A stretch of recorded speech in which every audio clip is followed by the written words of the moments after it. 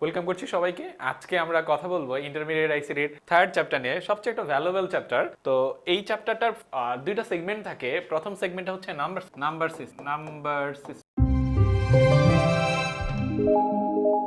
তো number system আসলে আমরা কেন জানি আর নাম্বার সিস্টেমের প্রয়োজনটা আসলে কেন হলো, তো এটা নিয়ে যদি একটু কথা বলি, নাম্বার সিস্টেম হচ্ছে কোনো সংখ্যা লেখা বা প্রকাশ করার একটা পদ্ধতি মাত্র। যখন কোনো নাম্বার সিস্টেম ছিল না তখন মানুষজন পরিমাণকে বুঝে রাখার জন্য নুড়ি পাথর ব্যবহার করতো। তার একটা পরিমাণ বুঝে রাখার জন্য একটা নুড়ি পাথর, দুইটার জন্য দুইটা নুড়ি পাথর, তিনটার জন্য তিনটা নুড়ি। তো কোনো কোনো ইতিহাস ঘেটে দেখা গেছে তারা দাগ কাটার পদ্ধতি ব্যবহার করতো, যেমন একটা পরিমাণ বুঝে রাখার জন্য একটা দাগ, দুইটার জন্য দুইটা, তিনটার জন্য তিনটা। কোনো কোনো ইতিহাসে দেখা গেছে তারা আসলে রশিতে গিট দিয়ে বুঝে রাখতো, এরকম গিট দিয়ে একটার জন্য একটা, দুইটার জন্য দুইটা গিট দিয়ে। তো এই যে বুঝে রাখার প্রসেসটা আসলে কম সংখ্যক পরিমাণের জন্য আসলে সুইটেবল। যখন পরিমাণটা আসলে বেড়ে যাচ্ছে তখন এই প্রসেসটা আসলে সুইটেবল থাকতেছে। এই প্রসেসটা তখন একটা ক্লামজি এনভায়রনমেন্ট ক্রিয়েট করছে। কেমন আসলে, যে তোমার কাছে যদি 1000টা পরিমাণ থাকে তাহলে তোমাকে আসলে রশিতে 1000টা গিট দিতে হবে, এটা আসলে সুইটেবল। তোমার 1000টা পরিমাণ বুঝতে গিয়ে অনেক টাইম ওয়েস্ট হয়ে যাচ্ছে। তখন রোমানরা চিন্তা করলো আসলে এখান থেকে আমাদেরকে বেরোইতে হবে, এই প্রসেসটা থেকে আমাদের বেরোইতে হবে। তখন রোমানরা চিন্তা করলো আজ থেকে আমরা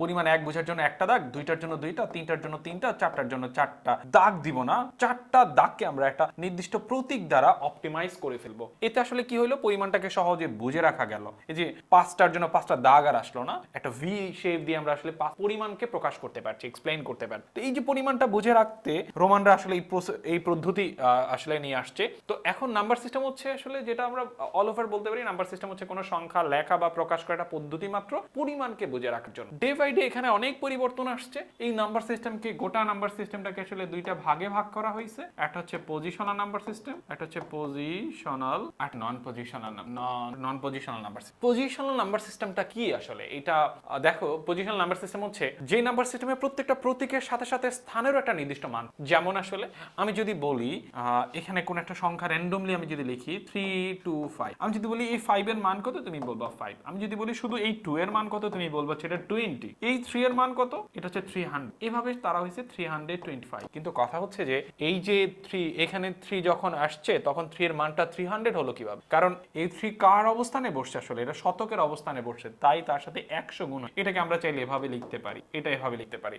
এখানে দেখো 220 হয়েছে কিভাবে, কারণ এটা দশকের স্থানে বসছে, তাই 2 এর সাথে 10। তার মানে হচ্ছে এখানে কথা হচ্ছে যে প্রত্যেকটা প্রতীকের একটা নিজস্ব মান আছে, এটা ঠিক, তার সাথে তার স্থানীয় মানটা গুণ হয়েছে, একক দশক। তার মানে স্থানের আরেকটা ইংলিশ শব্দই হচ্ছে পজিশন। তার মানে পজিশনালের আমরা যদি একটা ভালো ডেফিনেশন ডেসক্রাইব করতে চাই, সেটা হচ্ছে যে যেই নাম্বার সিস্টেমে প্রতীকের সাথে সাথে স্থানেরও একটা নির্দিষ্ট মান থাকে তাকে পজিশনাল নাম্বার সিস্টেম বলে। আর নন পজিশনাল কি, যেখানে আসলে শুধুমাত্র প্রতীকের একটা নির্দিষ্ট মান থাকে, স্থানের কোনো মান থাকে না।